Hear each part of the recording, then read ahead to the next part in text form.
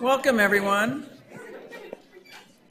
I'd like to welcome you to our presentation and panel discussion tonight, addressing changing global energy markets, U.S. foreign policy, and Wyoming's position as an energy leader. We had a terrific time doing a very similar presentation and panel discussion in Sheridan, and it's really a pleasure to bring this down home to campus. I'm going to give you a sense of what we're doing. We're going to have a presentation by Dr. Robert Ichord. Then we're going to have a panel of experts join us and give their comments, and then we'll open it up for Q&A. Let me say that this presentation tonight and one that we are going to have on Europe and Russian energy security issues in 2 weeks from today, actually in this room, so please mark that on your calendar if that's a topic of interest. It's hard to believe that maybe the whole notion of Russia and Europe and what's going on wouldn't be a topic of interest. But today we're getting a very broad, sweeping discussion of energy markets and U.S. foreign policy that will touch on the whole energy sector. So it's a broad overview, and then we have an opportunity for a few folks to give you a certain perspective on particular items. Let me give you an introduction to our speakers. Before I do that, I want to say a particular thanks to the School of Energy Resources, which has continued its partnership over the last, I don't know, Mark, how many years is it now? 6, 7 years? The partnership previously with Global and Area Studies and now with the Center for Global Studies. And it's a very good opportunity for us to bring in people from a variety of backgrounds, policymakers like Dr. Robert Ichord, but also academics like Andreas Goldthal, who will be here in 2 weeks. So thank you to the School of Energy Resources. I also want to thank the Global Studies graduate students who are helping tonight. And I thank you in particular for your assistance. This event will be recorded for Wildcast purposes. So tonight we have Dr. Robert Ichord, who's been at the forefront of U.S. international energy policy for over 40 years, serving with the Department of Energy, U.S. Agency for International Development, and the U.S. Department of State. He served as Deputy Assistant Secretary in the State Department, in the Bureau of Energy Resources from 2011 through early 2016. And let me say that of course, is the setting up of the Energy Bureau in the State Department, which is centering energy policy into state, which hasn't always been a part and parcel of the State Department. But that's after, I guess 34 or 35 years of doing projects around the world, particularly on the ground in places like Indonesia, other places in Europe, Eastern Europe in particular, and other spots in Asia. After the presentation by Dr. Ichord, where he will be sharing his views on changing global markets and their implications for U.S. domestic and foreign policy, we will be joined by Kip Coddington, who's the director of the Carbon Management Institute here at UW. He'll be followed by Templestowe Lunger, who's the co-director of the Center for Law and Energy Resources in the Rockies and assistant professor in the College of Law and the Hobbs School. And then we will close out with Rita Meyer, who is the vice president for Wyoming Rocky Mountain Power. So we do have a variety of perspectives in terms of people's academic backgrounds as well as an industry perspective. So to start us off, I'd like to invite Dr. Ichord to come up.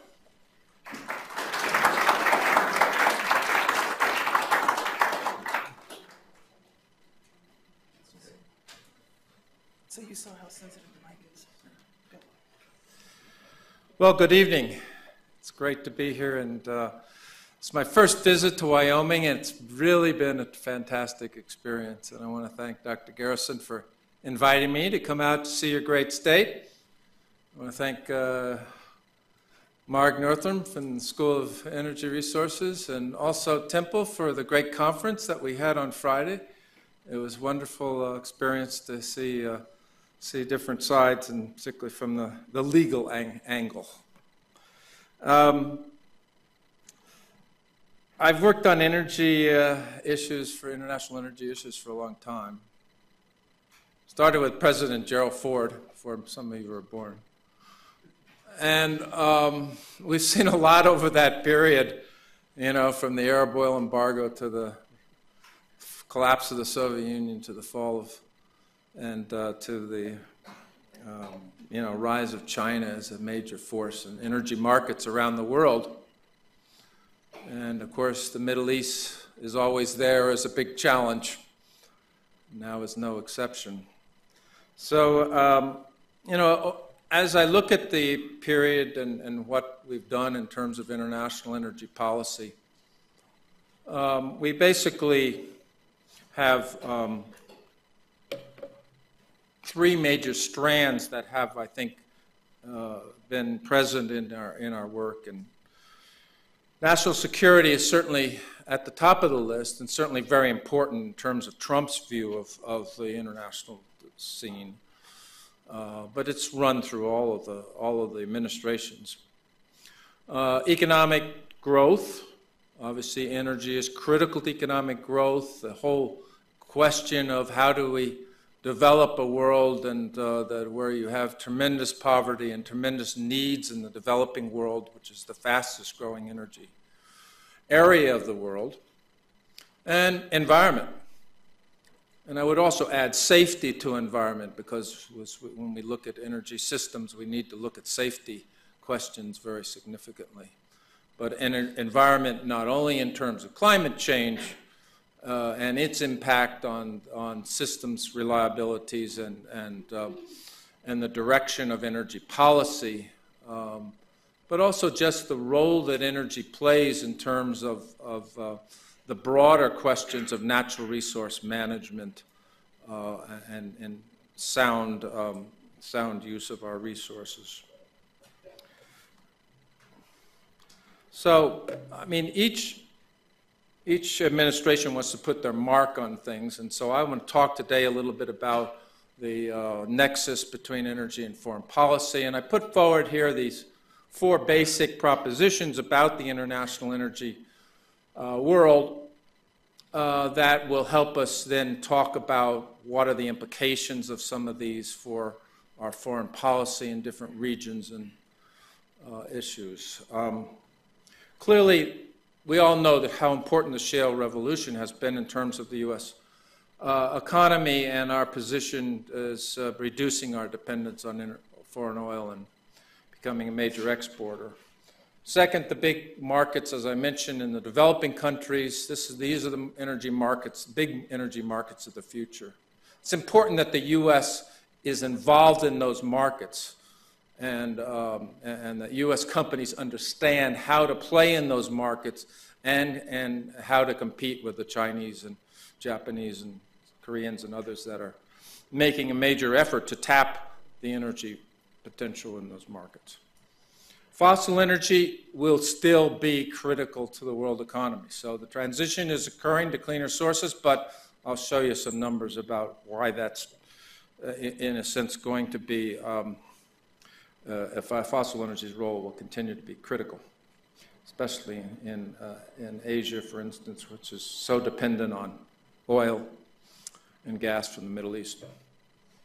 And then finally, I mean, this transition, the economic forces, the environmental factors, technological change that's occurring in every single technological area is going to sort of help to push this transition to cleaner sources and more efficient systems. So all of those trends are going to be critical. So we'll start with shale, and the turnaround has truly been remarkable from one where we were a significant importer of oil from the Middle East.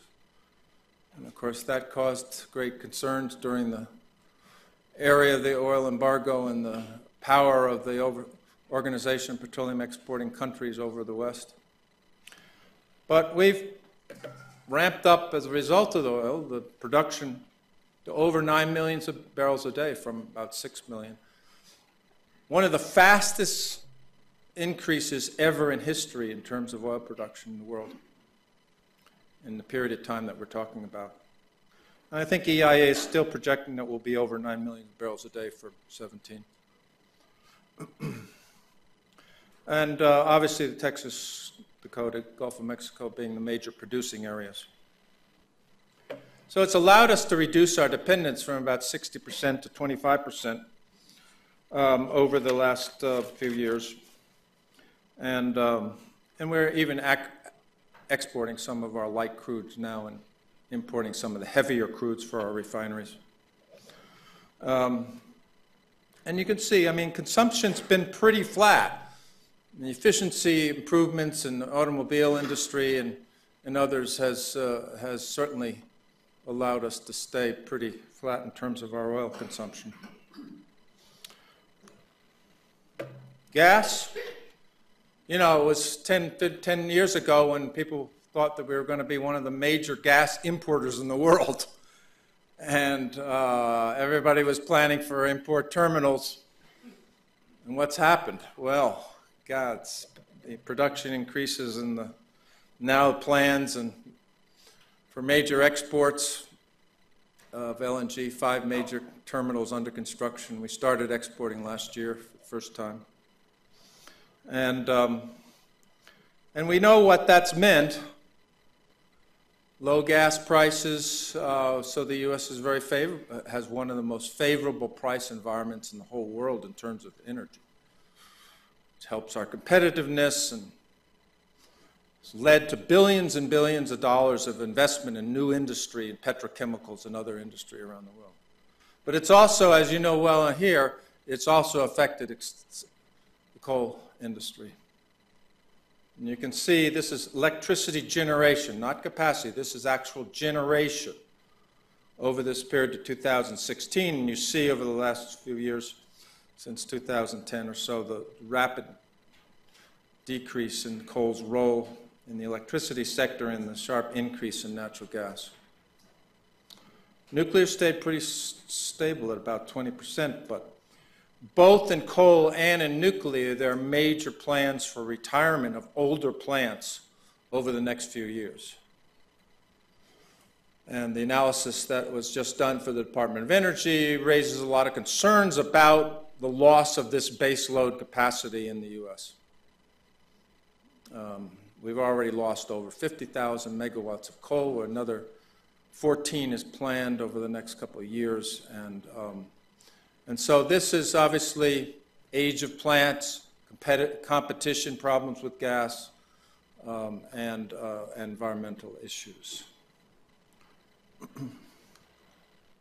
So here you see the curve in terms of production and exports. And in Wyoming, you guys are the largest producers of coal in the United States, 40% or so. And both west and east of Mississippi have seen these declines, but EIA numbers show that in the first half of this year, production is up. I think our Cloud Peak colleague last night in Sheridan sort of confirmed this, at least initial turnaround. And it's also been true in terms of exports. You see a pretty good jump of exports in the first half of this year to both Europe and to Asia in particular. Interesting to Europe because obviously they have these ambitious goals to reduce their dependence on fossil energy by 2030 and 2050. But anyway, UK and other countries have been importing. So quickly to LNG, I think most of you know about what LNG is. It's liquefied gas at a minus 160 degrees centigrade, so it's really cold. Put into tankers, going around the world, mainly on long-term contracts, but increasingly on short-term contracts. Gas is one of the major changes has been the development of the floating regasification units. So before, when you had, this one doesn't show an online gasification, but they're much more expensive. They're generally in the $1 billion plus range, but these can be put on very quickly, less than 2 years. They're refurbished tankers, essentially. And so they can be put in and then supply gas to power plants and to networks. So right now, Qatar, Australia, and Malaysia are the major exporters of LNG. And you can see Qatar has a big role here. But Australia is increasing rapidly. And as I said, it looks like the U.S. could be even the third leading exporter after 5+ years, depending on how the construction of these terminals go and the market dynamics. Imports, Asia. Asia is a big market. You can see Japan, very dominant in terms of the market. And of course, after Fukushima, Japan has depended more on gas and coal. Since they have 23 reactors shut down, they've only reopened 5. So big, big change in terms of their energy mix after Fukushima. And China, India, growing very rapidly. So those are going to be very important markets for LNG, for the U.S. as well as as Australia and Qatar. And you can see in the meetings that President Trump is having with leaders, whether it's Modi or whether it's Xi Jinping or South Korea, LNG is very much on the agenda. Everybody wants our LNG. And so I think that this is, and China may even allow long-term contracts with U.S. suppliers for LNG. We'll see. We should know pretty soon whether they're going to allow those. So a lot depends, of course, on price. So when oil prices were high, over $100 a barrel, you had this big differential between Henry Hub on our Gulf at $3 a billion BTUs and Asia prices, which were even higher than this graph shows at 18 for Japan in some times. And so, but you see with the fall in oil prices, that has converged. And you're seeing now, you see a much less differential. And I think that's led to some reconsideration of how much export capacity do we really want to develop, given the market realities. Because there's going to be a lot of gas over the next few years on the market. It's also, I think, made the exporters look more broadly in terms of what the market potential is, not just at Asia and the huge differential that was an important factor in driving their interest in these terminals. You can see from this summer with the U.S. about $3 and Europe near 5, and then Asia a little higher. So it's a lot of convergence. And there was, a few years ago, it wasn't clear that everybody was talking about there's going to be a convergence of markets as there's more traded, as more LNG is traded and more on short-term spot market basis. And that, to some extent, is worn out. So these are the projections of by 2022 of what increases in the development of liquefaction and export capacity. And you can see that Asia Pacific with Australia leading the way, big increase, and the U.S. Canada has potential, but they're having difficulty in developing the legal and infrastructure basis for exporting their gas. Russia claims they're going to be a leading exporter. Right now they have Sakhalin, and they're working on Yamal and some of the other big fields. And now with the changes in the Arctic, they're also looking at those kinds of routes, too, for their oil and gas, which is very interesting from a security standpoint. Qatar claims it threatens to also increase capacity, and we'll see whether that plays out. But the other aspect is there's lots of gas in other parts that are being developed, but not necessarily in this time frame. So you've got Tanzania and Mozambique, for instance, big resources offshore there that are going to be coming in after the 2022 time frame. So one of the big questions is what is the market for U.S. LNG in Europe, and how does that relate to the broader issue of energy security in Europe, which has been a central theme of our foreign policy for many years in terms of trying to reduce the dependence on Russia for gas. And this goes way back. I mean, this goes back to Reagan when there was a lot of opposition to building pipelines from Russia to Western Europe. But, during my time, we focused very much on what was called the Southern Corridor, which was development of oil and gas from Azerbaijan to Turkey through Georgia, Tbilisi, the Baku-Ceyhan pipeline, bring oil to the Black Sea, and then gas, the South Caucasus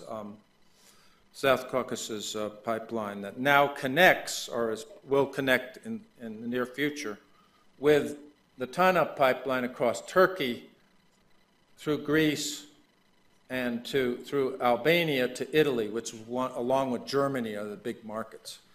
Right now, Europe gets about 40% of their gas from Russia right now, mainly by pipeline. Germany gets over 50%. Eastern Europe gets over 75%. So it's a big concern, especially given the history in Eastern Europe, about the dependence on Russian gas.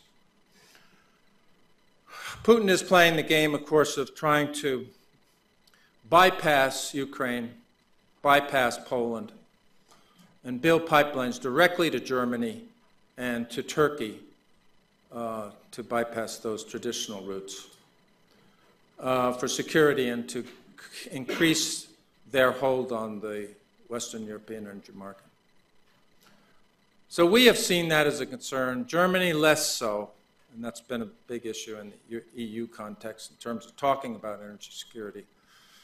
Perhaps your guest in the next couple of weeks will talk further about this than I have time tonight.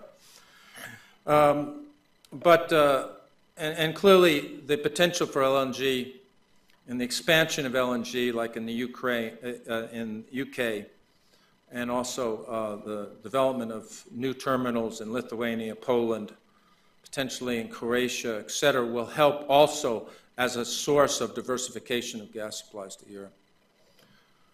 So Russia. Congress voted overwhelmingly for tighter sanctions on Russia because of the actions in terms of the annexation of Crimea and the separatist support in eastern Ukraine. Tillerson was asked on Sunday, why are you taking so long to implement those? His answer was, well, we got to develop our guidance for the companies. And of course, he's also referring to European companies as well that are involved with Russia in some of these deals. So there was a lot of concern in Europe, parts of Europe, about these sanctions. So we'll see how that plays out, but in terms of the kinds of impacts that will have, because the issue is, how are you going to get a deal with Putin if you don't put some pressure on him? You've got to have some ways of putting some pressure. And I think there was the bipartisan support for that was very interested in the Congress, even though the Trump administration said don't do it. So real tensions there in terms of that issue. Okay, so I think I'll move on from this section to the second proposition, which is related to the real great importance of developing countries in terms of future energy. IEA projects over 85%, even 90% of future energy growth. 90% is estimated to be in the developing countries. So these are the markets of the future, and Asia is going to be absolutely essential to that, especially India and China. And the interesting aspect is, and this was confirmed with our speaker, Temple, at the on Friday, was the Exxon speaker, was that OECD demand has been flat and is expected to be flat in the future.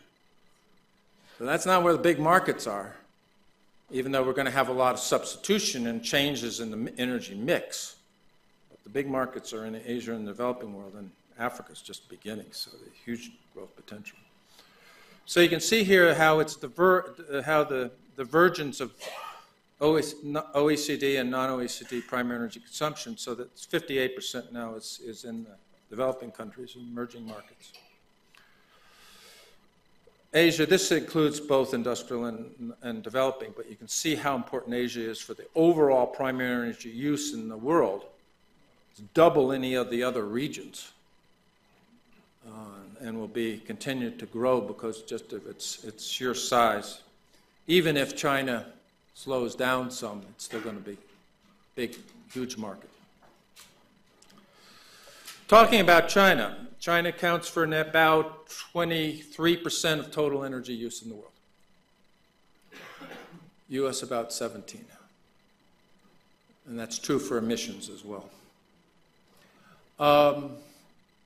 China's made a really strong political commitment to diversify their energy systems. And you can see last year, tremendous increase, 52 gigawatts of wind and solar alone.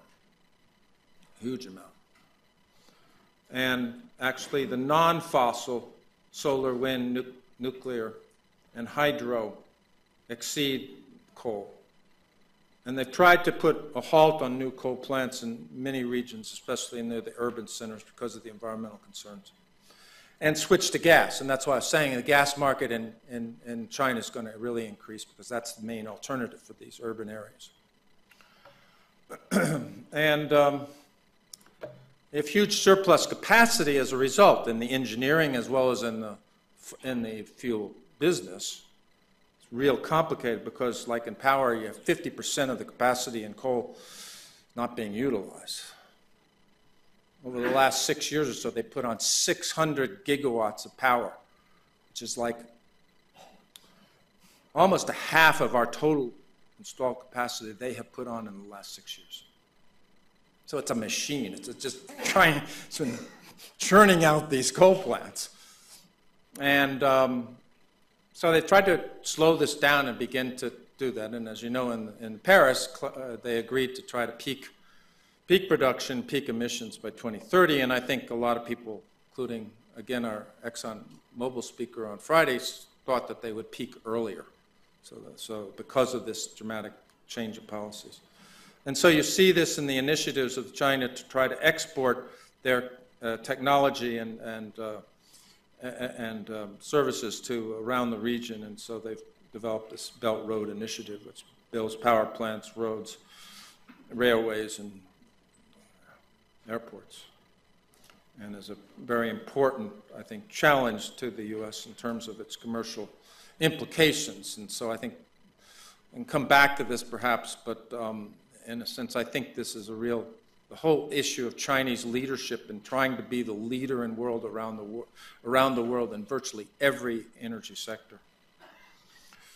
Finally, on developing countries, a lot of potential in terms of the electrification because you've got still 1.1 billion people without electricity in these regions, mainly in South Asia and sub-Saharan Africa.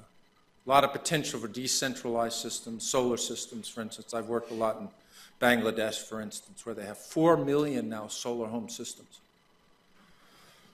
And people, you know, the grid may come to the village, but people don't have, the grid is not reliable, so they want to keep these systems, which with the advent of LEDs and efficient appliances, you don't need that much power.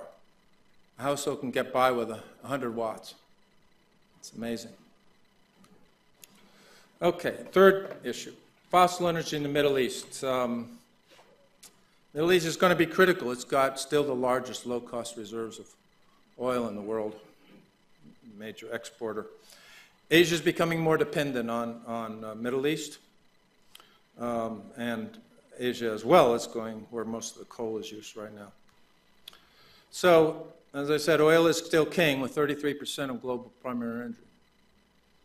And IEA doesn't think that the oil demand is going to go down that much because you've got all this growth and switch to oil in these rapidly developing countries, and that you've got trucking and commercial vehicles that are going to, even if passenger vehicles move to electricity, as they want to do in China and India to cut the pollution in the urban areas. Coal has been sort of up and down. It's very interesting. But gas has been steadily rising, and you can see red at the bottom, renewables is really small. Dominance of fossil fuel in all regions. And you can see on the, this is coal. It's where the big coal use is in Asia. It's not just in China and India, but new plants are going in Philippines, Thailand, Vietnam, Bangladesh, Pakistan. So big markets, and that's why the question becomes, can Wyoming take advantage of that? Difficult to get the coal out, of course, from Wyoming and Cloud Peak. Yesterday was saying they export about 5 million tons to South Korea. And so the infrastructure is a real constraint. Oil production, clearly Saudi Arabia, Iran, Iraq, UAE, Kuwait, big producers in the Middle East. And I think, one of the dramatic developments has been really the ramping up production in Iran and Iraq. We had a very aggressive program to keep Iran from exporting in our under the congressional sanctions laws. We reduced their production by 1 million barrels a day, and they had all this oil floating in tankers around the world that couldn't be marketed. Of course, we had strong support from our allies in the process. So now with Trump refusing to certify the compliance with the Joint Comprehensive Plan of Action this week, what will happen? What will Congress do? Will they try to impose new sanctions? And can we get any cooperation to help us in the effort to try to reduce oil, which is a major source, of course, of Iran's revenue? And there's a lot of European companies that have rushed to Iran to get involved in deals, including the French and Chinese, that in terms of the giant South Pars gas field. They pledged $4 billion to develop that field. Big issues. As I said, Asia is becoming more dependent on Middle East oil, and therefore the political aspects of the Middle East and how Asia responds to that, you're seeing greater interest and involvement by China and other Asian countries in Middle East politics and projects. Finally, diversification. Transformation is occurring. It's occurring very rapidly, especially in the electric power sector, worldwide. And you see it's driven a lot by environmental concerns and the lower cost and efficiencies in the renewable sector. I think 123 countries at Paris pledged to increase the role of renewables in their systems. Renewable capacity, over 50% of power capacity last year was in renewables. And you can see Asia. Oh, sorry. Well, let's see, where do I want to go? Yeah. So, India, China, Indonesia, other countries developing renewables. Europe, of course, Germany, Spain, Italy, big investments, big subsidies for renewables. China, of course, has spent up to $60 billion a year on renewable subsidies, just in renewables. That's not counting nuclear and coal and other areas where the state has spent huge amounts of money and authorized their state banks to lend to these companies, many of which are not financially viable. Big problem in terms of competitiveness. Europe and, of course, in the U.S., we've seen substantial growth. Latin America, hydro is very important in Latin America. Hydro is still the dominant renewable source, but wind and solar are increasing rapidly with the falling cost and policies and incentives that countries are putting in place to further renewables. Cost, here's a chart of unsubsidized cost, and you can see this chart shows 3 to 6 cents per wind, but in some areas we're coming in even lower. Good real wind. Solar PV, some amazing tenders happening, especially in the Middle East, where there's great solar insulation. Morocco and Saudi Arabia and UAE. And so it's very competitive with some cases even with gas combined cycle. We'll see how that develops. I mean, it's very rapid reduction in cost, and there's a lot of factors because you remember renewables, really big upfront capital cost, low fuel cost. Gas, we've benefited from very low gas prices, but our gas prices are way below what the rest of the world pays for gas, too. So that's a factor in terms of how much can gas enter these markets and compete with coal in the Asia market, for instance, and how much and what the comparative economics vis-a-vis renewables will vary from country to country and region to region. We've seen a huge growth in wind in the U.S., up to 85 gigawatts now, Texas being the leader, but also some states. You see Iowa, Oklahoma, Kansas, over 25% wind utilization, low prices, and it's intermittent, so they're having to deal with the intermittency issue. And this question of the future of baseload is being raised by the Department of Energy with FERC in the recent letter by Perry last week or this week. So I come to the basic question of how important is this transition? How fast, how urgent, how affordable? What are we willing to pay for the transition? Should we let markets drive it? How much incentives do we need? We've had big production and investment credits in the U.S. for renewables under Obama. And that was interesting because that was a deal to allow crude oil exports in exchange for production and credits for renewables. But here you see the last year's IEA report. By 2030, you can see the first three areas. Still over 80% of future energy in the world will be fossil energy, with changing shares, but oil going down in particular, but coal not changing too much.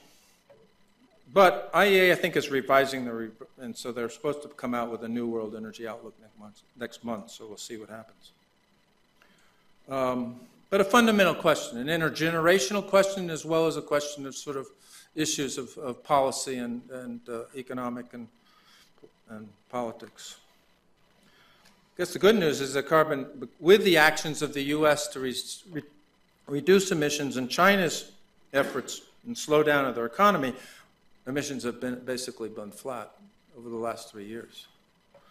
But we need to go a long way if we're going to go on even a 2 degrees centigrade path of limiting warming, not to speak of a 1.5, which would require significant changes. But the IEA, you see, the new policy scenario tries to reflect the Paris commitments, which is difficult because they're all varied and it's hard to totally compare them.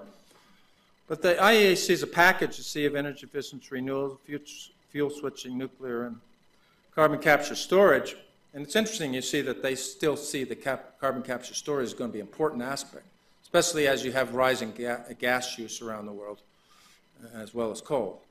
But the costs are very prohibitive at this point in terms of competition. So I think, from my standpoint, given the role and given these projections about the role of fossil fuels, we've got to really invest in more research and development to get those costs down on CCS. I don't see that we have a choice, especially because there's a lot of concern and a lot of problems with nuclear, even though the Chinese are pursuing it. And nuclear, of course, has been argued by the industry to be the savior of the climate change issue. But plants are closing around the world. There's terrible delays and cost overruns, even in China. And there's a lot of new plants that are being planned. Abu Dhabi, for instance, the Koreans are building 4 new big units. So lots of Argentina, India, lots of countries are building nuclear plants, especially China. China's sort of an exception in that regards and are really leading the world, charge now around the world, along with the Koreans, to build these nuclear plants.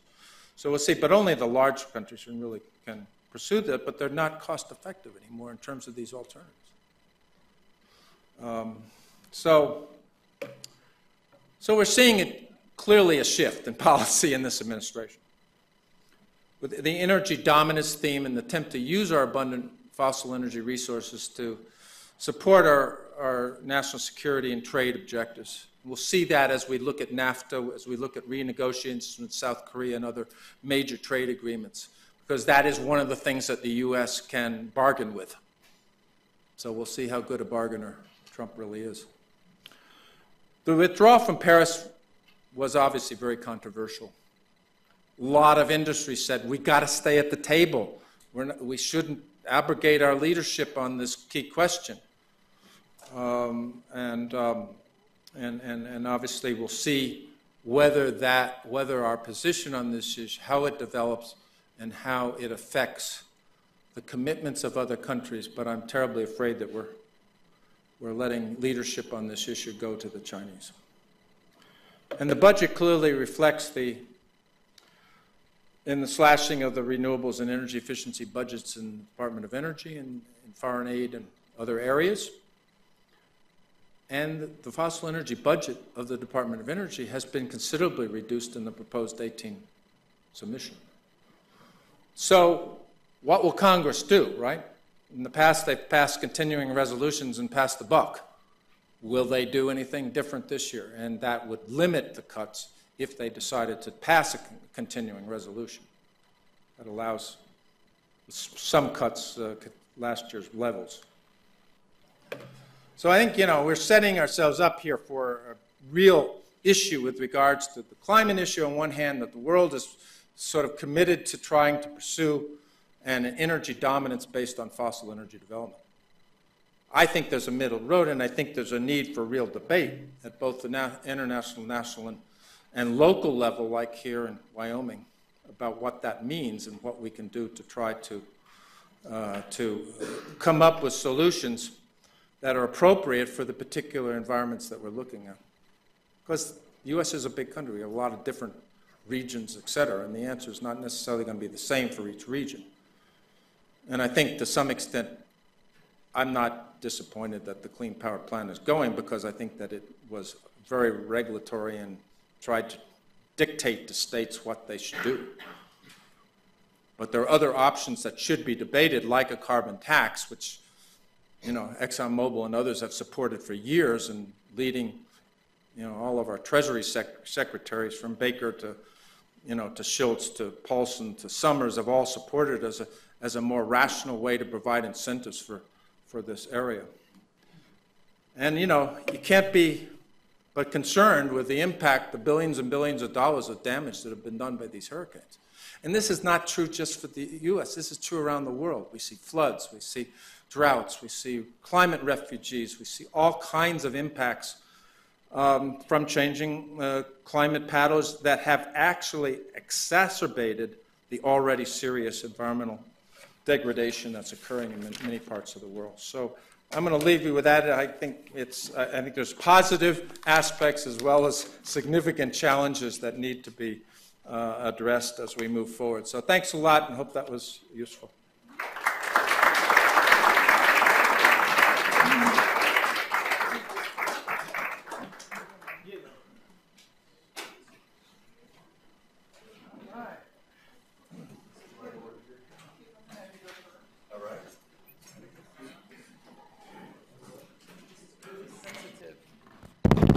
This mic is really sensitive, so hold it down way low.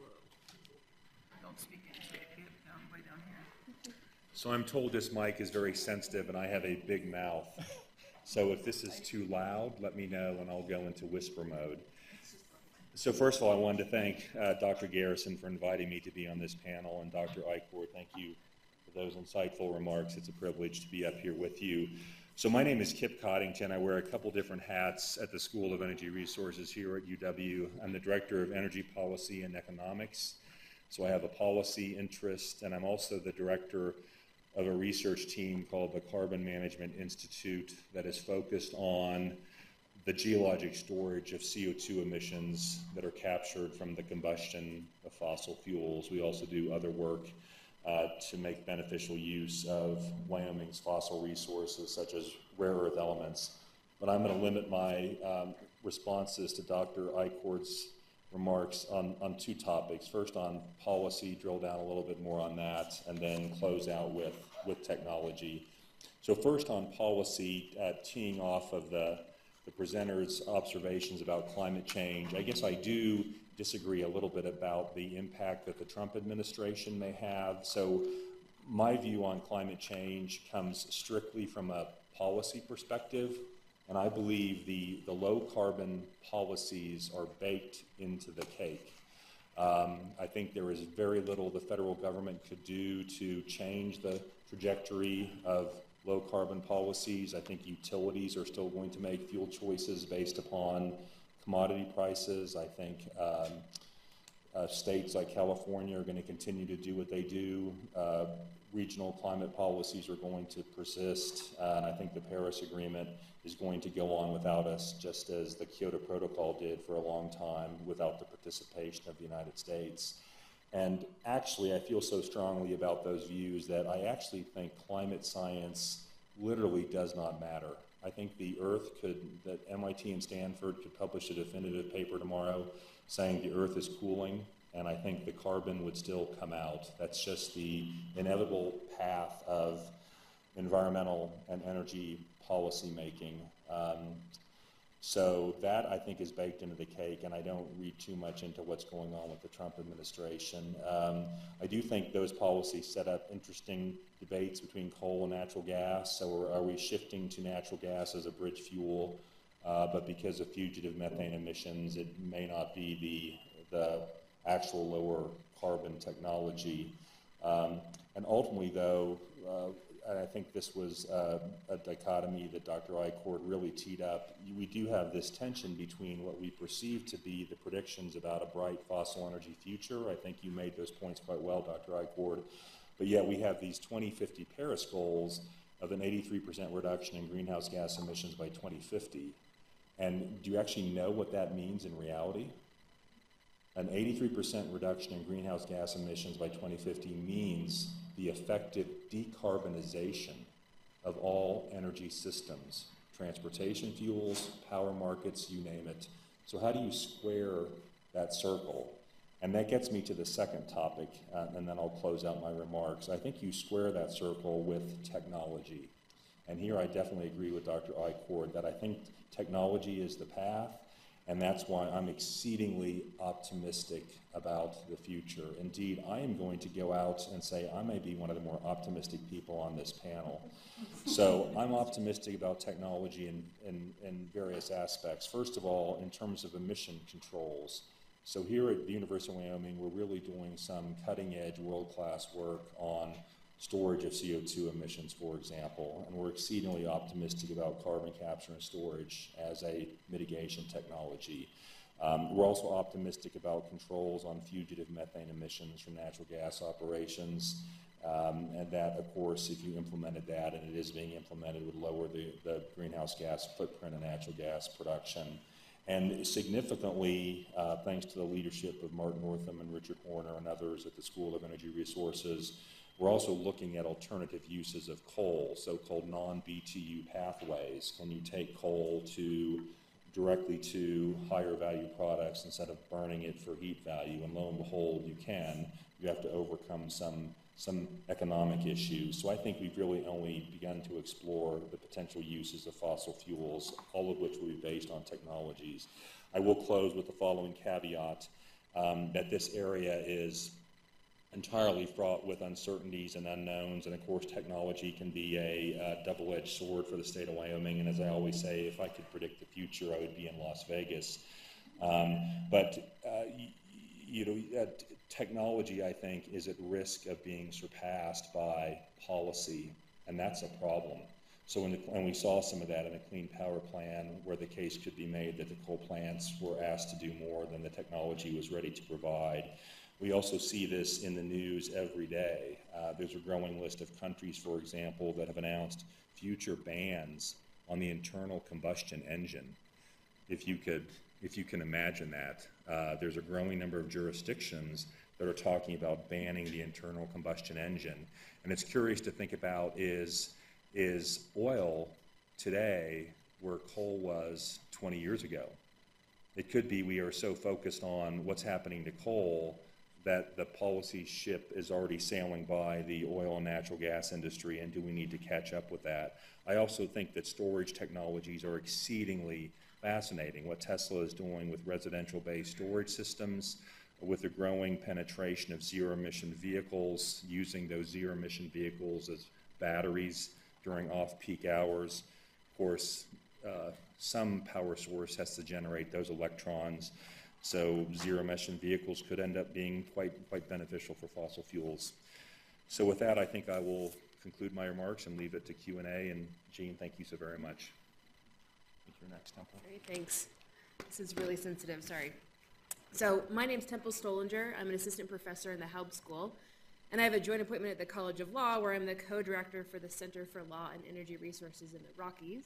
And as Bob mentioned, last Friday, we co-hosted a conference with SER talking about energy policy. This is an annual conference we hold every year. And so my comments tonight are going to reflect upon 2 points that I have really been thinking about that stuck with me from the conference, and sort of what those 2 points mean for Wyoming. But before I begin, I just want to say it's an honor to have Bob here with us, and it's an honor to sit on this panel with Kip and with Rita, 2 energy experts here in Wyoming who in their own right are not only experts, but extremely nice people who are working to make Wyoming a better place. So thank you for all the work you do, and I apologize, I might be the pessimistic one on the panel today, so hopefully these 2 will be optimistic enough to overcome my deficiencies. So the 2 major points I took away from our energy conference on Friday were, first, that it was pretty clear to me that all the experts at the panel agreed that they're not optimistic about a positive change in coal and oil and gas prices and revenue, and therefore our revenue here in the state of Wyoming. So most predictions are actually suggesting a decline in revenue in oil and gas here in Wyoming. Best case scenarios are for flat revenue, but we should prepare ourselves for a continuing decline in revenue from oil and gas and from coal. And the reality of that is that while hydraulic fracturing was great for Wyoming, I served on the Friedenthal administration when natural gas was $13 an MCF and we were at the peak of the Jonah Field and the Pinedale Anticline. That's simply not the case, and in fact, hydraulic fracturing was really great for other states too, and other states where the natural gas and oil resources are better, and they have formations that are stacked on top of each other, so they're really probably better suited for development than Wyoming is in that regard. And why renewables are wonderful for lots of reasons, particularly from the carbon perspective. Revenue generated from renewables in Wyoming will not replace lost revenue from oil and gas and coal. The second point I took away from the conference is that neither coal nor oil and gas can survive without CCS. So reflecting on that point that Bob made at the end of his talk and supporting the work Kip does. Thank you. So, a lot of people are talking about natural gas as our next bridge fuel, and that's great because natural gas produces half of the carbon emissions that coal does as a fuel stock for power generation. But even at half of the CO2 of coal, that's still too much if we're going to meet the goals of Paris, particularly the long-term goals. And so I think Kip's point about maybe natural gas industry needs to learn from the coal industry's mistakes and not forget to look at the policies that are being put in place currently. And so we do need a CCS solution not only for coal but also for natural gas. So there were several conference speakers who suggested 2 specific things with regards to CCS. And the first is that a carbon tax is the only real way to incentivize carbon capture and storage. And the second is that the number one thing the gas industry should be doing to protect itself, to look long term, is to start investing in carbon capture and storage technology right now. So my reflection on what those 2 points mean to Wyoming has kind of put me in a dark spot over the weekend, so again, I apologize. But I am not terribly optimistic about the future of Wyoming from a revenue perspective, and so I think now is a critical time to start talking about our long-term strategy and to start talking about diversifying Wyoming's economy. And when we have those conversations, we have to talk about issues broader than energy. We're not going to have it come back in coal and oil and gas to save our revenue decline. Renewables are great, but they're not going to fill that void. We need to talk about strategies to retain our young people. One point that a conference speaker made was that the number one investment Wyoming makes is in K-12 education and at the university, and yet we're letting that brain drain leave the state. So what can we do to convince young people to stay? I also think there's great vulnerability in not having a state income tax. That's something we like to tout here in Wyoming. But what that means is you're more susceptible to booms and busts as a result of the energy cycle. So one of the conference speakers showed a graph depicting economic development between Fort Collins and Cheyenne over the last 30 years, and Fort Collins has seen 50% more jobs than Cheyenne, all of this with a hefty state income tax in place and with municipality and county taxes in place as well. Which brings me to my final point, which is with regards to economic development in Wyoming and thinking bigger than just relying upon the energy industry to fund our state, we need to provide Wyoming municipalities with the authority to generate revenue so that they can create vibrant and thriving communities that attract businesses and retain our young people. The Wyoming Constitution actually provides municipalities with home rule authority, so the authority to theoretically generate tax revenue. However, the Wyoming legislature, through statutory enactment, has really restricted that constitutional authority to the extent that municipalities don't have the freedom to create new revenue, to build thriving communities independent. So we've really forced municipalities and counties to become dependent upon basically soft funding from the states and to not have a solid source of funding that they can then plan economic development with and to use to incentivize business development within our communities. So with that, I think I'll end it, and hopefully Rita will bring us up to beat. Well, I work for a very optimistic, forward-looking company. We're Rocky Mountain Power, Pacific Core, Berkshire Hathaway Energy. And if you work for Mr. Warren Buffett, he is the epitome of optimism. And anybody that can combine truck stops in their portfolio with See's Candy, Coke beverage, transmission, generation, distribution, all into a portfolio, and home services, real estate, into one huge portfolio and make a lot of money at it and continue to have a vision for the future, you know, there's got to be a lot of optimism within my company. But I'm going to start, I'm like Kip. We really our company rides on hope for the future and hope for technology and R&D. We invest in the long term.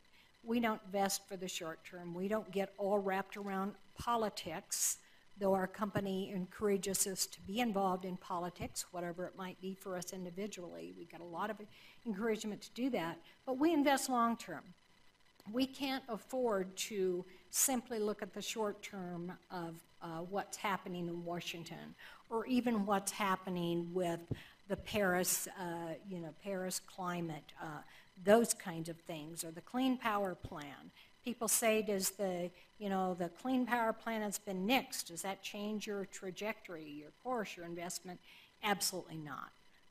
We look out into that future, we scan it. The decisions we make are based on economics because we couldn't afford to do it any differently. But I'm going to just say a couple of things that I want you to kind of tuck away and think about is what would America do with only an intermittent supply of electricity? And secondly, what if there is to be a denial for the United States in terms of our ability to operate unfettered in space? I just returned from a global, or a task force I sat on for General Robin Rand from Global Strike, who has control over all ground-based, ground and air-based nukes, and also has his foot in space operations. And we spent 3 days down at Cheyenne Mountain with NORAD, with Northcom, talking a lot about cybersecurity. And the one concern, of course, is denial in space. And for my company, as you can understand, attacks on cybersecurity attacks, we worry about the grid. We don't worry about it. We're doing something about it. But just think about that. If there is denial in space in terms of our ability to operate our systems and in terms of abilities to keep the grid safe, what that would do to America's security and to America's economy. There has been an abrupt shift in the nation's energy portfolio, and of course that affects us. It's a lot of a lot of bottom-up and top-down forces in our industry, in the energy sector. We've had change in federal policies, cost to comply with EPA regulations, state mandates. We sell, of course, to states that have EPS, portfolio standards. And so those standards, even though we don't have those standards in Wyoming, they're very important to us because we operate in the marketplace. Our product is sold in the marketplace. We deal with NOx and SOx and everything in between. We are involved, of course, with regional haze settlements with the EPA. There is, of course, been a glut of domestic and low natural gas prices fracking. Coal is a victim of that success. We deal with aging coal units. The day those coal units were commissioned, they had an end of useful life. Every time we take one offline, in fact, we took one offline, a small unit, out in Utah 2 years ago. It was an old coal plant, which at the time had been built at the mouth of a mine.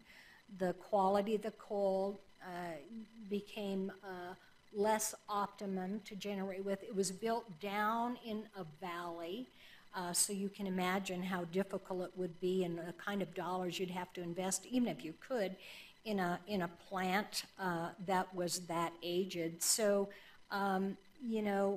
like I said, and our plants are getting older. Our coal-fired units are getting older across the United States.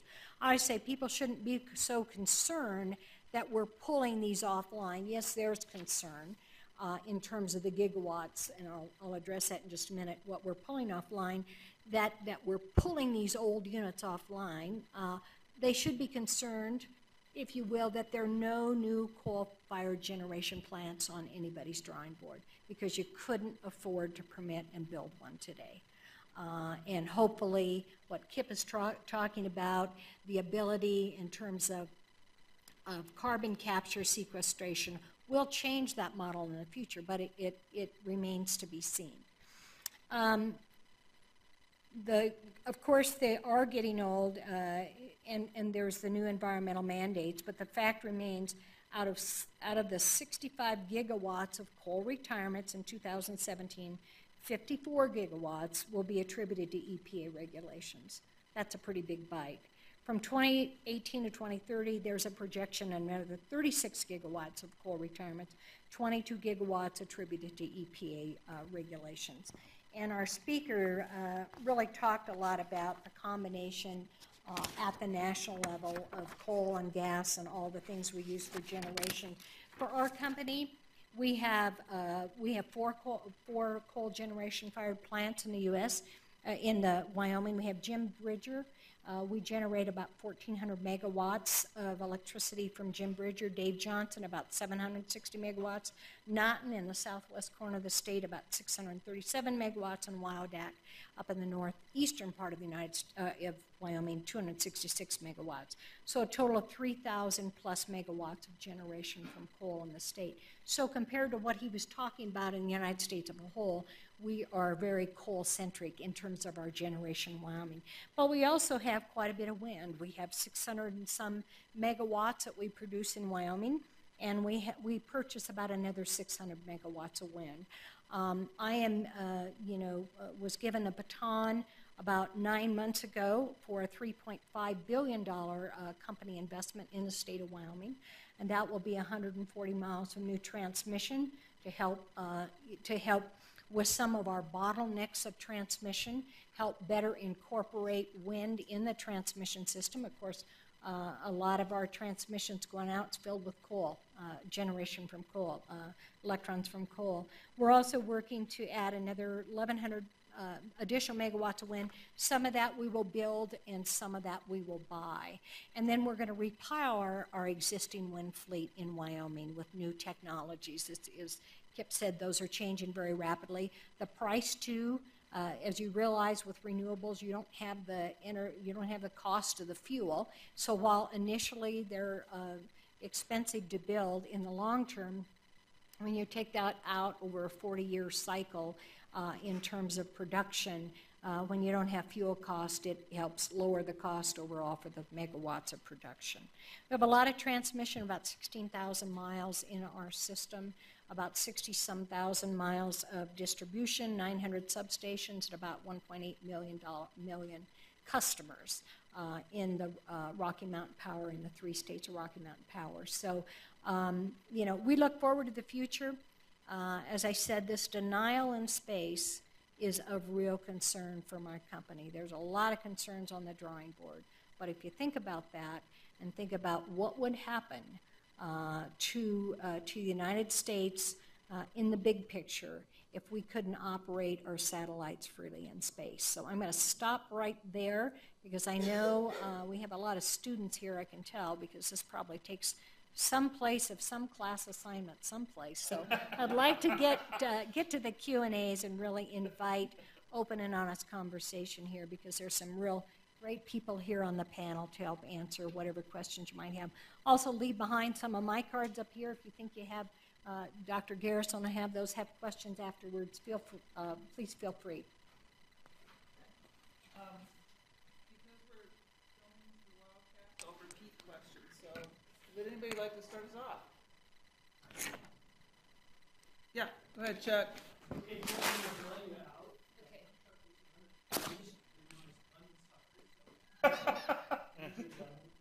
One of the things that you've learned is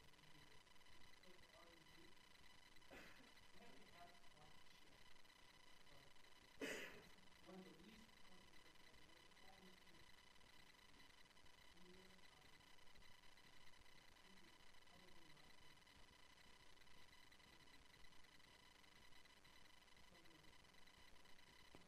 so I have a question for the panel as a whole, and that is, you just talked about pipe.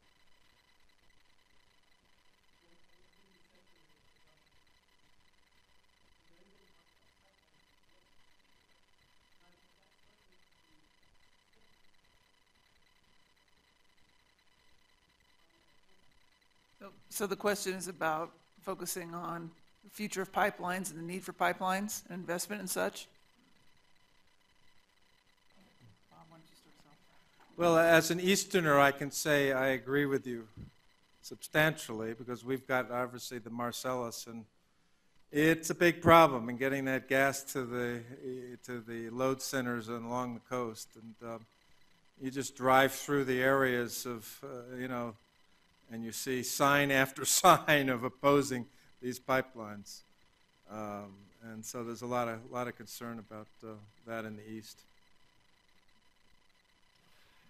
Yeah, I would just second that, and I apologize that wasn't brought up. And I have another anecdote as well. So I have friends in the Pittsburgh area, and I won't mention the major oil and gas company, but you know, it's taken them forever to try to build a new line. And actually, and this is a very conservative pro-fossil energy, they actually are opposing the line because they believe ultimately their water is going to be contaminated. So they actually don't believe it's going to carry natural gas. And this is a very conservative pro-fossil state. So you do kind of wonder if you're a utility and you're dependent upon that last mile of pipe coming into your facility, as opposed to coal, where you can pile it up and you have a 60-day supply. So, and it's very difficult to get infrastructure permitted and constructed in the United States, and that just is what it is. So I think you raise a very valid point, and I think, you know, short of, there have been federal proposals to expedite permitting, but I'm not optimistic those are going to have much of a long-term impact. Well, it used to be Wyoming was very pipeline constrained, and I was in the governor's office during that time, and we have made tremendous progress. And where would we be today had we not made that movement towards pushing the build of more pipelines? But now we're transmission constrained in this state. So while there are many people that project huge amounts of potential wind capacity, we can't move it out of the state because we don't have the transmission to do it. It's like Wyoming before the railroad, and Wyoming before pipelines, and now Wyoming before transmission. So we've improved things for Wyoming itself, but you're right, to take things to market for the United States as a whole, there is going to have to be a huge build. to be able for us to continue to compete and sell our product elsewhere. I don't. Okay. Another question? Yes.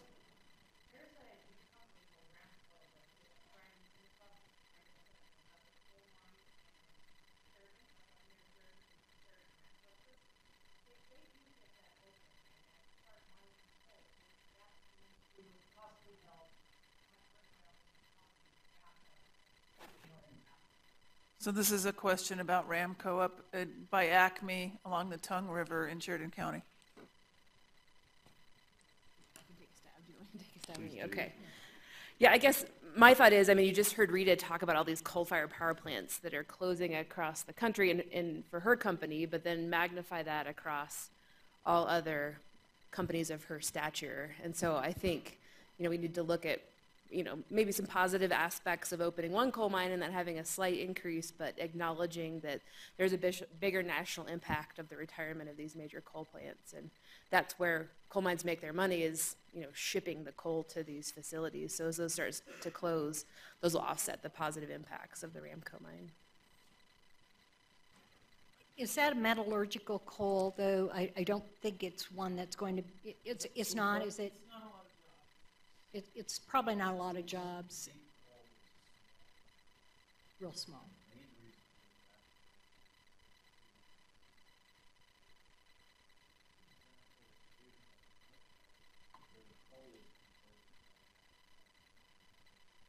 Yeah, won't be used. I would say with regards to, go back to pipeline just really quickly, to our, people think we can easily toggle an existing coal generation plant over to gas. Not that easy to do. But in addition to that, just because of the technology, the loss in BTUs, all of that, if you don't have a pipeline near your plant, there is no way. The cost of building a pipeline and then the cost of converting would be really, really difficult to do. So a lot of problems with lack of that kind of infrastructure close to a coal generation plant. Oftentimes these plants are built out to 50 and 60-year useful life. Sometimes the coal, and most of the coal plants used to be built next to the mouth of a mine, so you didn't have transportation costs, you didn't have any of that, pretty easy. The quality of the coal disintegrated over time, and so then you're left, as with some of ours, Jim Bridger has a mine, but the one up in Dave Johnston, the one up in the north central part of the state, that used to be a coal mine at the mouth of that plant, but that plant was closed a number of years ago. The mine was closed a number of years ago. In fact, we built, in the restoration process, we built a wind farm on top of it, I think only one in the nation. But then you have the increased cost to transport coal. So that's another negative in terms of the increasing cost to generate with coal. Other questions? Yes. So a statement and then a question. The first is, well, historically, to understand that, one of the reasons we have this kind of large die-out of coal plants is that they're about a 20, 25 year period, but it wasn't. Coal plants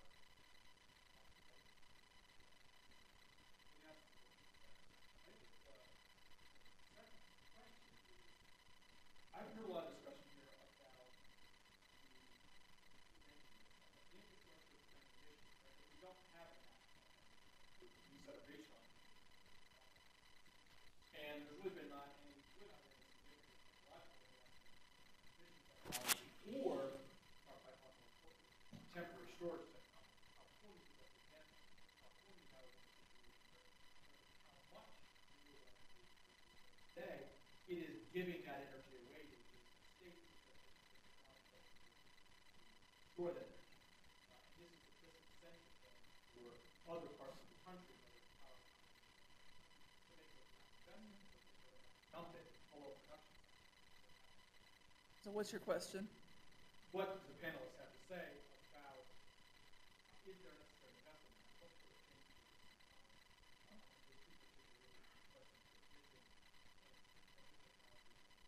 Okay, what do you see coming for transmission technology and storage technology? No, go ahead. Do you want to go? Well, obviously, new technologies all the time, and storage is the big one out here someplace in the future, battery, whatever that looks like. You know, we could use, we have a very fragmented transmission system, as you know. So even though our company, many other companies have some pretty good infrastructure, it's not connected. The command and control of that is not connected very well to optimize what's flowing through those lines. I always say, I mean, there are fits and starts. We talk about, you know, independent operating systems operations, but these things are guided oftentimes by policies, politics, preferences, and parochialism. When you're talking, and parochialism, when you're talking about reaching across state lines and trying to come up with a better way of managing this fragmented system of transmission. That is very costly and will become increasingly costly to the end user. We are going to be forced to figure out how to wed those separated systems because that's the only way. I mean, going in the future, when you talk about, you know, the price, future price of electricity, reliability, all those kind of things, and the cost anymore of building transmission, you know, is just, it's becoming prohibitive. And if it becomes too prohibitive for a Berkshire Hathaway company that sits on billions of dollars of cash ready to spend, and people say, well, you could just build it yourself. Well, that's not how Mr. Buffett got his income stream, was by investing in things or paying for things himself. We're a business. It's based on economics. And so there's going to have to be a change. I don't know. I think we'll get there, but in the meantime, it's pretty darn painful with these separate systems. Yeah, so I would just add, and on transmission, I think transmission is looking for the next great disruptive technology. We're looking for the lift, if you will, the LYFT of transmission. Distributed generation is intriguing there. I mean, how we transmit electrons is Civil War-esque. I mean, it really is. But I think bright minds are already working on those solutions. Storage, of course, is the holy grail, and that takes no great insights. Personally, I'm intrigued by this concept of there may potentially be integration of the Western grid. Obviously, there's a lot of history on that, but I don't know why Wyoming could not be the battery system for that, relying in part on the subsurface. I'm not certain you're going to get that storage capacity with chemical batteries and the like, but there are a lot of intriguing concepts out there on grid scale subsurface storage, and I'm not talking about compressed air storage or pumped hydro. A lot of those technologies are commercial, highly inefficient, but sort of other concepts. So I think it could be Wyoming could be a battery one day, if you will, and I think transmission is waiting for the next big disruptive event, and I think that'll be, maybe Tesla will come back. I don't know. It's interesting. Oh yes. My brilliant comment is already squared. Let me make a few remarks from a global standpoint.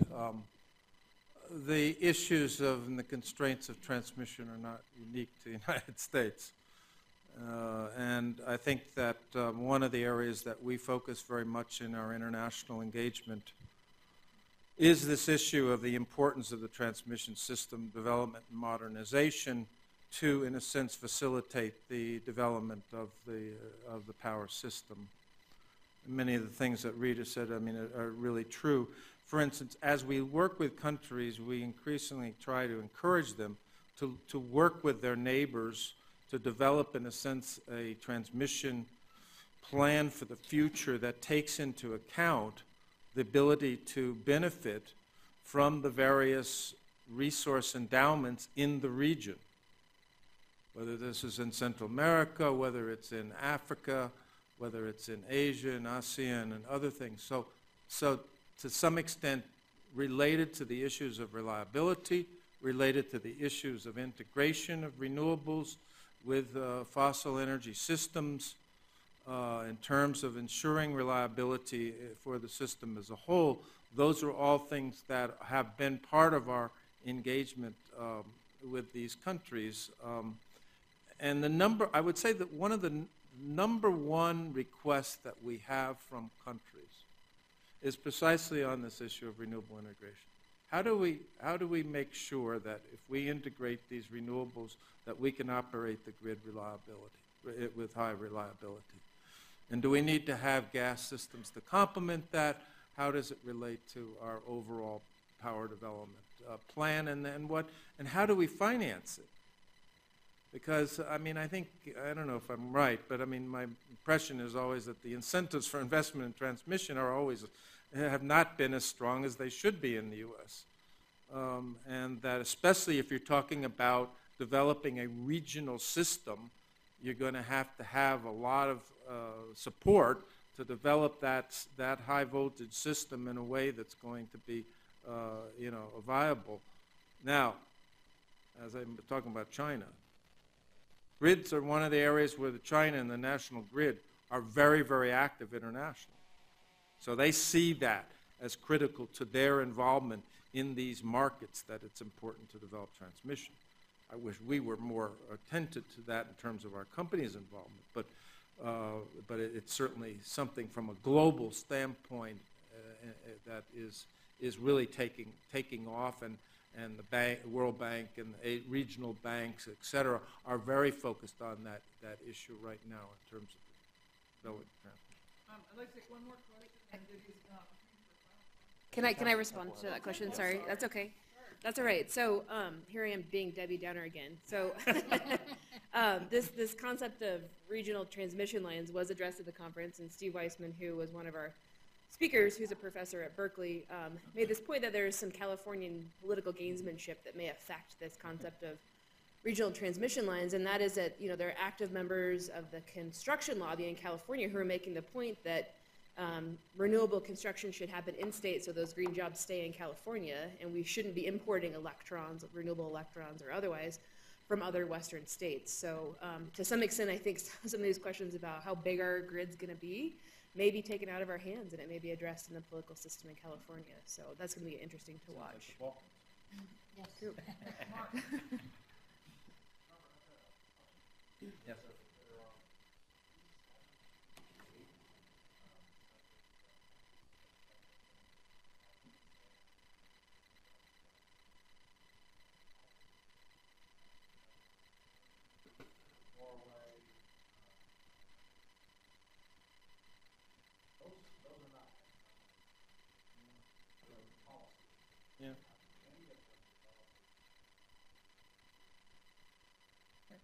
It's a question about the outlawing of the internal combustion engine in 7 or 8 countries around the world and how that's going to happen.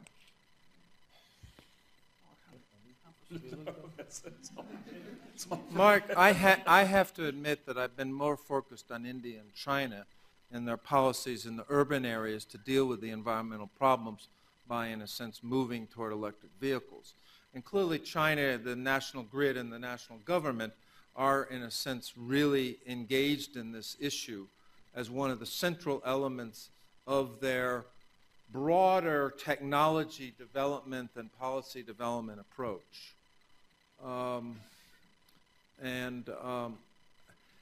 China accounts for over a quarter of the world's market for automobiles, passenger automobiles. And to the extent that they're going to make these billions and billions of dollars of investment in them, I think it's going to have global implications in terms of how do you address these kinds of questions. But it's really interesting. I mean, the whole area. I mean, with the Uber developments and self-driving cars and all this stuff in the future is going to be very interesting. But I haven't really looked at the European case. In the end, it's always about how much cost is the end consumer the end user willing to bear.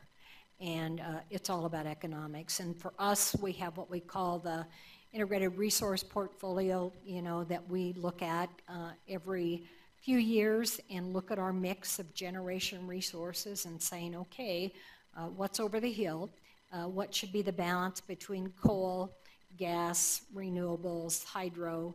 What do we think the consumer's going to want 5 years out, and what price are they willing to pay? And it is as much science as it is just some darn good economists in the back room trying to make their best guess. Well, final thoughts. I am very optimistic about Wyoming. We are working with Kip, and we are investing time, expertise in some projects, some CSS projects, which we're real excited about. We try to balance that, obviously, with all of the other things we're doing. But I am excited about Wyoming, as was put so succinctly. We are used to riding on top of a very flush revenue stream in Wyoming that is very extractive-centric. I don't see, nor do the folks I work with see, even in the midterm, that coming back to such a level that we really flood our cans of revenue in Wyoming government to return to where we have been. Maybe I'm wrong. I don't know. I just don't see it globally. I don't see it within Wyoming itself. So I think we have to realign our spending with what our future ability is going to be in terms of to produce a revenue stream. And I don't think we're there yet. I think we are spending a lot of time hoping, because we've had so many comebacks in Wyoming, where we're hanging on the edge, and then all of a sudden the next day, it's like the Clampets. They struck oil, and the revenues flowed in. I don't see that happening, nor does my company in the bigger perspective. So I have great faith in the people of Wyoming. They got a lot of grit, a lot of fortitude, and they're smart people. And I have great love for the University of Wyoming and you students out here that are going to help shape the future for the state. So anyway. Great. Yeah, I guess following off of that, now's the time for discussion and for everybody to be involved, and that starts with this legislative session and what's going on with our legislature. So I'd encourage everyone to be actively involved in helping to shape what this new economy looks like in Wyoming. So as Rita pointed out, these high times of booms of oil and gas and coal are behind us. So what does our future look like? And I think we should all be part of that conversation and helping to build the future of Wyoming. So I hope you're all active participants in that conversation. So I would like to echo Rito's optimism as well, and just to emphasize again my optimism about technology. The only thing I know about the future is that technology will be better tomorrow than it is today. That is a certainty. So I read yesterday that Google is going to come out with their commercial quantum computing product by 2026, and it will be able to do more calculations per unit of time than there are atoms in the universe. And they're going to sell it. It'll be in the cloud, and it will do computations at the rate of per second. So you'll buy half a second at a time.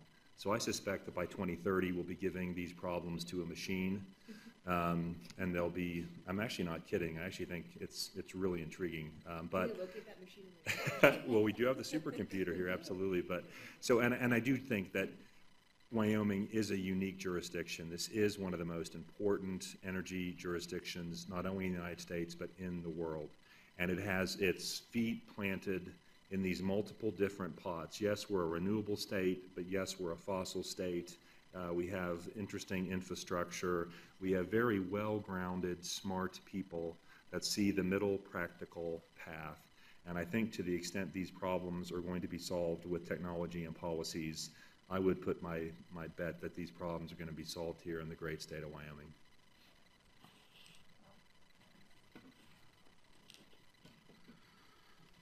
Well, I think energy is clearly critical for the U.S., but it's really a global issue, and what happens in the global arena will affect us all, even though they say, you know, all issues are global and all politics are local. So I think that I've given you a glimpse, and you're well aware that there are many challenges that the U.S. faces in terms of dealing with the problems in the world today. Energy will be important in that process, and I'm hopeful that the U.S. will retain an important leadership role in this sector and not give it up to the Chinese, even though they have spent billions and billions of dollars to achieve a more leadership role. I think the U.S., in terms of our innovation and technology, will be important not only for our own sake, but to solve the problems and improve the prospects for the world as a whole. And finally, I'll say I'm really glad I came out here, and thanks to everyone that made that possible, and I think you can be happy that you live here in Wyoming. That's a nice way to close it. So I'd like to say thank you for coming. Please do fill out a feedback form for us. We do want to hear what you have to say. Also, if you want to be on an email list for future programming here in Laramie, please do put your email and your name on there. Nicola just stood up, so you can give him the feedback form. And please help me thank our panelists and Dr. Ichord.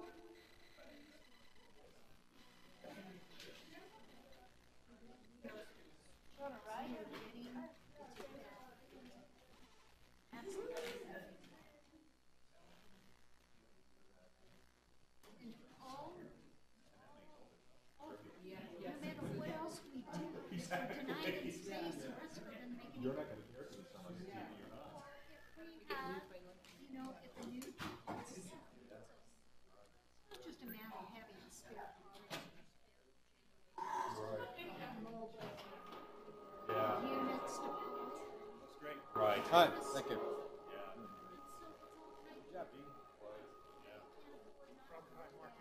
Hi, Mark. How are you? I'm a marketing professor. Oh, great. Where do you live? I live in Northern Virginia. And is that where the Atlanta? Atlantic Council's downtown in Washington, yeah. Okay. What's the orientation and focus of the Atlanta? Well, it's been around a long time, and we've got people like Scowcroft and Madeline Albright and John Huntsman, you know, just confirmed as our ambassador to Russia. He was head of our board. Oh, okay. Yeah. So it's very, you know, it's very prestigious, and I'm happy to have an opportunity to be in this new global energy center there. And the focus was originally on transatlantic partnership for the Europeans. But it's broadened out now in terms of all the different regions, global issues. I've been doing research in 9 different states with regards to people's choices, with regards to energy policy outcomes. Thank you. And anyway, it's under review at the Journal of Energy Policy. Okay. And what we're finding is that, I mean, if you get away from polarizing questions like about climate change, where political party affiliation is pronounced, Right. if you put people into situations that would give up greenhouse gas emission improvements for lower costs for energy, start saying that there's a commonality across people. I mean, obviously, choices are different in different parts of the country, but it's important for that dialogue to take place, see what's appropriate for those particular areas. Yeah. Massachusetts and Kentucky, It was a pleasure. Thank you, Kip. Okay. Meeting you. Yeah, safe travels back home. Absolutely. So nice to meet you. Thank you for making Kip, the well, trip. thank you and good luck. Yeah, thank you. Good travels home. Thanks for coming. All right, thank you. Here's your folder here.